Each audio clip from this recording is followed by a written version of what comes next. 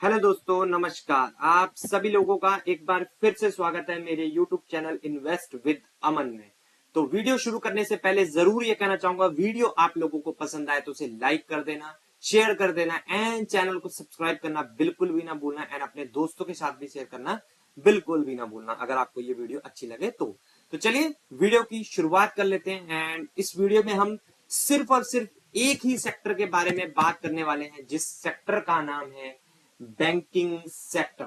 तो जैसा कि मैं बता दूं, बैंकिंग स्टॉक पर सबका ध्यान होना चाहिए। ठीक है, आपको पता ही है इस साल बहुत सारे डेवलपमेंट देखने को मिले हैं बैंकिंग सेक्टर में, आरबीआई से लेके गवर्नमेंट से लेके बहुत सारी पॉजिटिव चीजें हैं।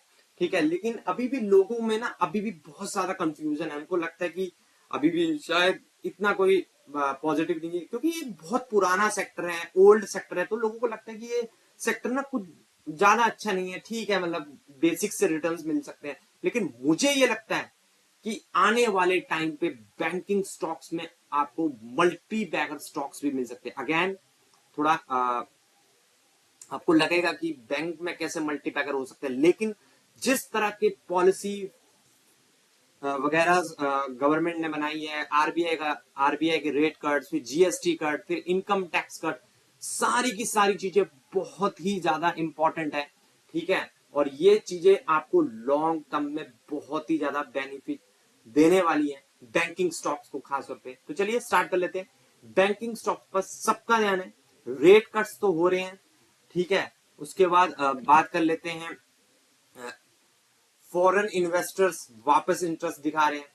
अब फॉरेन इन्वेस्टर्स तो आपने डेली बेसिस पे सुना होगा कि वो अपना स्टेक बेच रहे हैं, वो ये कर रहे हैं, लेकिन मैं आपको बताऊंगा कि ऐसा क्यों मैं बोल रहा हूं।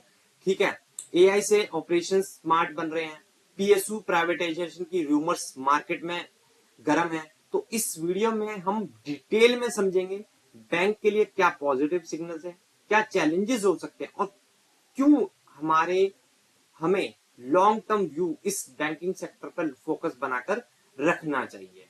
ठीक है, तो सबसे पहली बात, थोड़ा सा बात कर लेते हैं Q1 के बारे में, FY26 के।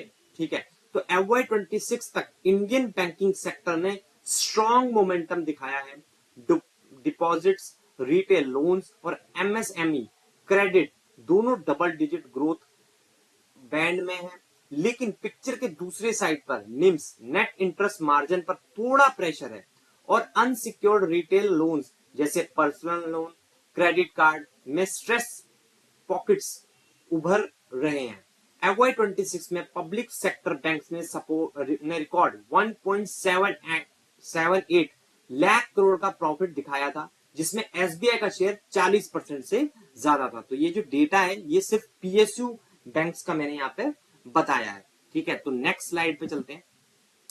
नेक्स्ट साइड पे आप देख सकते हैं segment one, rate cut and CRR cut. आपको पता ही है ये सारी पावर जो है आरबीआई करता है, रेट कट करता है, सीआरआर कट करता है। इससे होता क्या है, बैंक के हाथ में ज्यादा पैसा आता है, और जब ज्यादा पैसा आता है तो बैंक ज्यादा से ज्यादा लोन दे सकता है। तो मार्च 2025 में से अब तक आरबीआई ने रेपो रेट में टोटल 75 बेसिस पॉइंट का कट किया है। इससे लोन रेट्स और ईएमआई दोनों सस्ते हुए हैं, जिससे रिटेल और एसएमई क्रेडिट डिमांड बढ़ रही है। पर दूसरी साइड पर जब लोन रेट सॉफ्ट होते हैं, बैंक का मार्जिन निम्न थोड़ा कंप्रेस होता है। आने वाले क्वार्टर्स में आरबीआई एलसीआर नॉर्म्स रिलैक्स करने पर कंसीडर कर रहा है, जिससे अराउंड 2 से 3 ट्रिलियन लिक्विडिटी अनलॉक हो सकती है। FY27 तक ये लैंडिंग और क्रेडिट ग्रोथ के लिए एक पॉजिटिव संकेत रहने वाला है। ठीक है, एक और आपको चीज समझा दूं कि रेट कट के बाद लोन सस्ते होते हैं, पर बैंक का मार्जिन शॉर्ट टर्म में स्क्वीज होते हैं। It's a balancing act between demand and profitability. अब देखिए, बहुत सारे लोग सोच रहे होंगे कि रेट कट से निम्स कैसे कम हो जाएंगे, तो बैंक तो ज्यादा दे पाएगा, ज्यादा प्रॉफिट कमाएगा। देखिए, एक्चुअल में मान लीजिए अगर किसी ने रेट कट से पहले एफडी करके रखी है, तो 1 साल तक तो उसका पैसा बंधा हुआ है ना उस।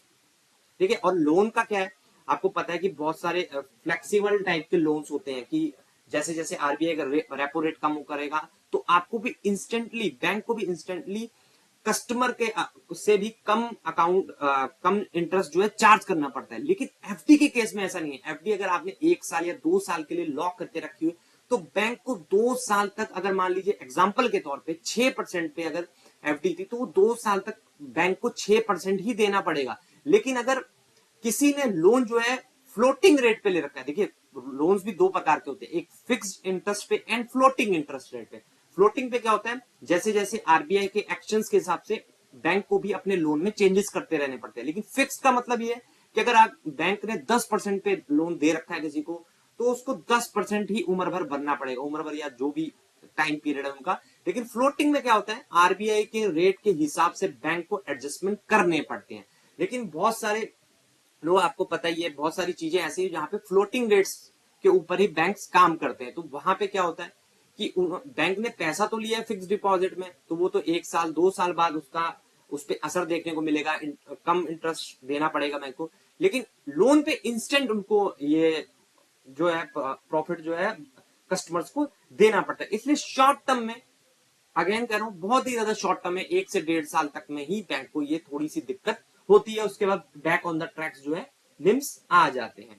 ठीक है, नेक्स्ट स्लाइड पे आ जाते हैं, सेगमेंट 2, फॉरेन इन्वेस्टर इंटरेस्ट। ठीक है, तो गवर्नमेंट रिपोर्टली कंसीडर कर रहा है कि पीएसयू बैंक्स में फॉरेन इन्वेस्टर कैप 49% तक बढ़ाया जाए, लेकिन मेजॉरिटी स्टेट गवर्नमेंट के पास ही रहेगा। ये स्टेप गवर्नेंस और कैपिटल इनफ्लो दोनों के लिए पॉजिटिव सिग्नल है। फॉरेन इन्वेस्टर्स का रिन्यूड इंटरेस्ट पीएसयू और मिड साइज प्राइवेट बैंक जैसे आरबीएल बैंक, यस बैंक में दिख रहा है। अब जैसे मैंने आपको बताया कि आप देख रहे होंगे फॉरेन इन्वेस्टर्स तो लगातार बेच रहे हैं, लेकिन फॉरेन इन्वेस्टर्स को बैंक, आपने जैसा कि सुना ही होगा अभी यस बैंक में, जापान की एक बहुत बड़ी बैंक एसएमबीसी आई थिंक उनका नाम है, उन्होंने बहुत बड़ा स्टेक बाय किया एसबीआई से।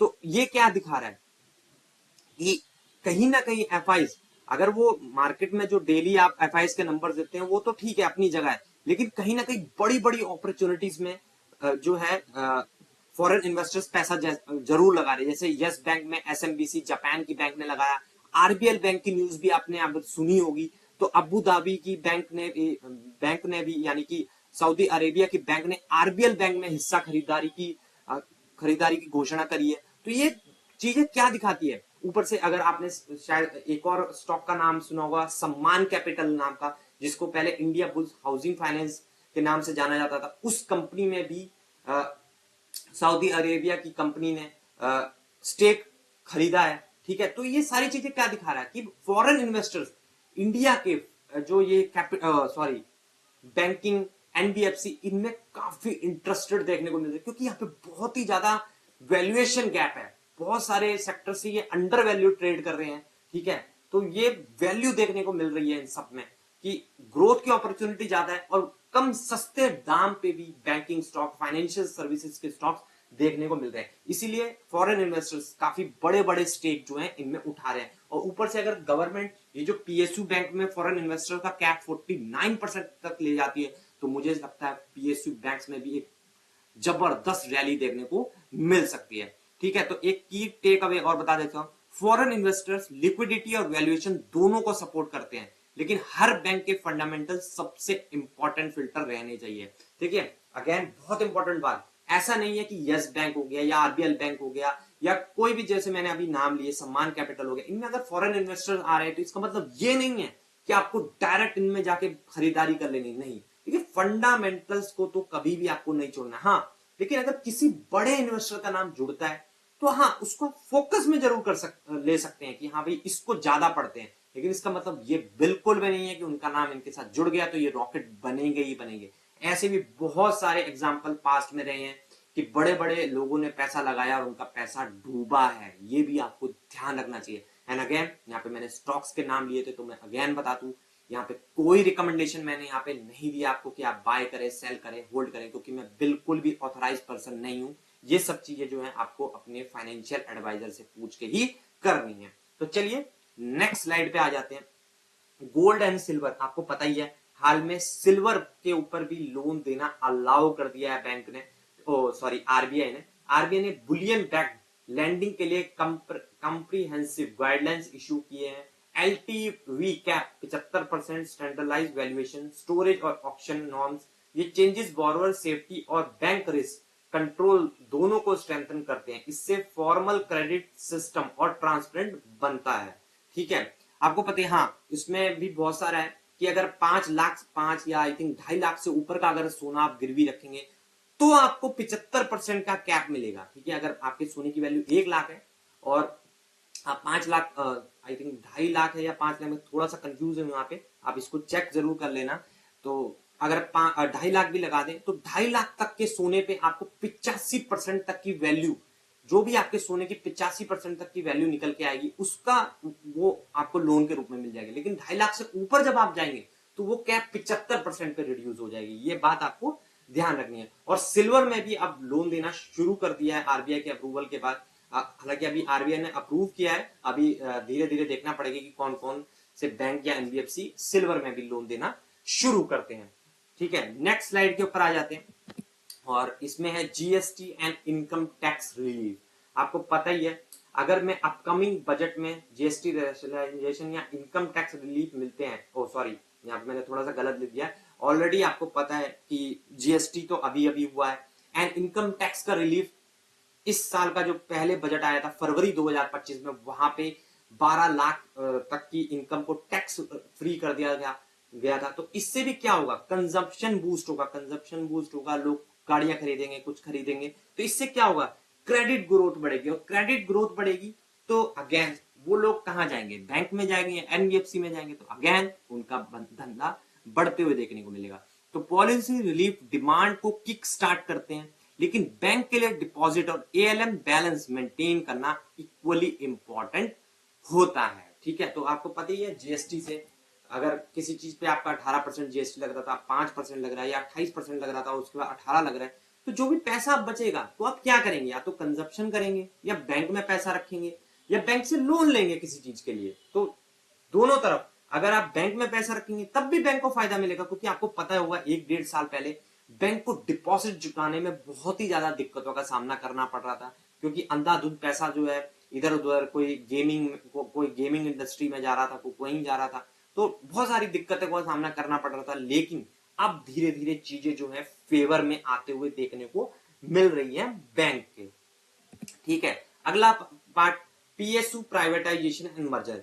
अगेन आपको बड़ा बड़ा देखने को मिल रहा होगा, लिखा हुआ कि no official confirmation here, consolidation is a structural theme, focus on governance and capital efficiency.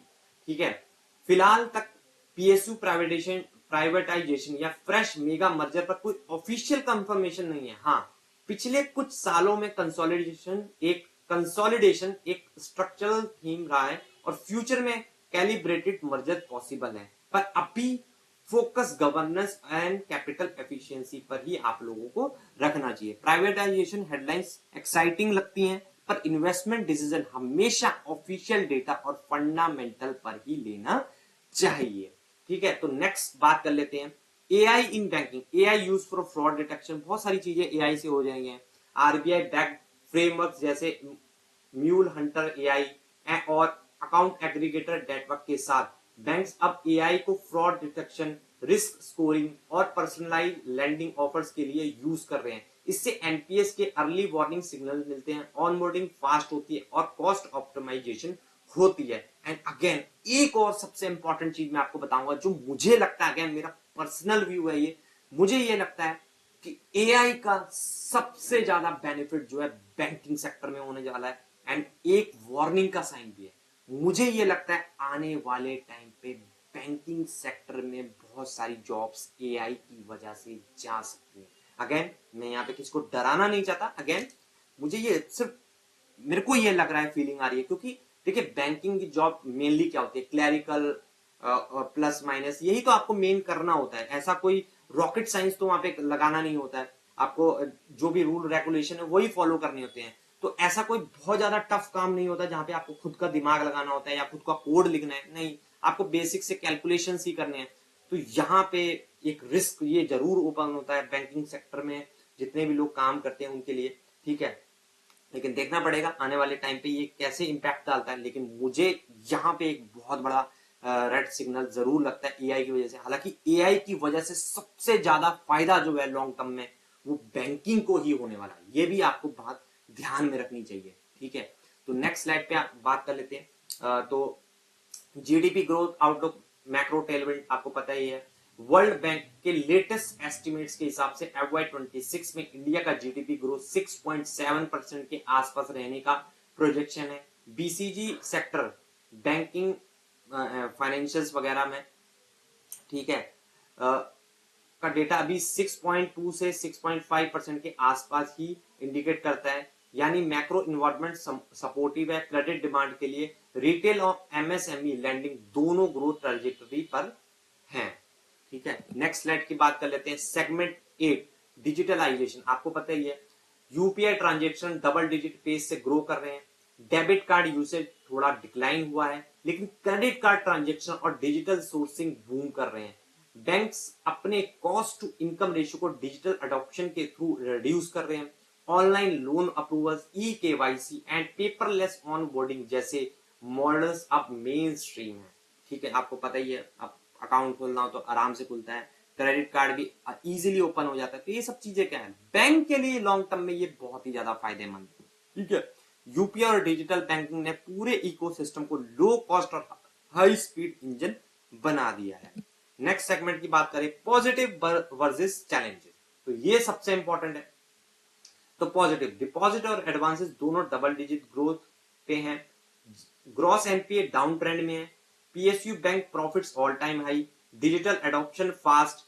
Challenges निम कंप्रेशन शॉर्ट टर्म में। Unsecured retail stress pockets. Credit cost uptick इन सेलेक्टेड कैटेगरीज। ये सारी इंपॉर्टेंट चीजें, इसको भी आपको ध्यान में रखना है, ठीक है। उसके बाद सेगमेंट 10 की बात कर लेते हैं, इन्वेस्टर फोकस। तो why investors should focus on banking sector. Banks he economy का बैकबोन है। GDP growth, consumption, infrastructure, funding और डिजिटल इकोनॉमी सब कुछ बैंक के थ्रू फ्लो करता है। चाहे लार्ज पीएसबी हो स्टेबिलिटी के लिए या प्राइवेट बैंक्स हो ग्रोथ के लिए, लॉन्ग टर्म इन्वेस्टर्स के पोर्टफोलियो में बैंकिंग सेक्टर एसेंशियल है। ये बात आपको गांठ बांध के रख लेनी चाहिए, ठीक है। उसका क्विक डेटा अगर आप देखें, जो शायद मैंने आपको शुरू में भी बताया था, थोड़ा सा देख लेते हैं। पीएसयू बैंक का प्रॉफिट है 1.78 लाख करोड़। एसबीआई इसमें 40%। Repo rate cut since 2025 75 basis point. UPI debit card, UPI ऊपर ट्रांजेक्शन जा रही है, डेबिट कार्ड के नीचे, क्रेडिट कार्ड ऊपर। और आप ये चीजें खुद भी अगर ऑब्जर्व करें तो बहुत सारे लोग डेबिट कार्ड अब यूज ही नहीं करते, उनका यूपीआई से ही काम चलता है एंड क्रेडिट कार्ड से चलते हैं। Bullion no LTV 75%। FY26 GDP outlook 6.7%, ठीक है। तो क्लोजिंग के टाइम पे मैं क्या कहूंगा, शॉर्ट टर्म में बैंक के मार्जिन थोड़े स्क्वीज हो सकते हैं, पर लिक्विडिटी सपोर्ट, डिजिटल स्केल और एआई ड्रिवन गवर्नेंस के साथ अर्निंग्स रिकवरी H2 यानी जो अब नेक्स्ट क्वार्टर आएगा Q3 एंड Q4 से इंप्रूव होने की पूरी उम्मीद है। आप किस सेगमेंट को प्रेफर करते हो, लार्ज पीएसयूज फॉर स्टेबिलिटी या private bank for faster growth, comment में बताएं। और वीडियो को लाइक शेयर एंड कमेंट जरूर कर दें। मेरे चैनल को भी फॉलो जरूर कर लेना, ठीक है।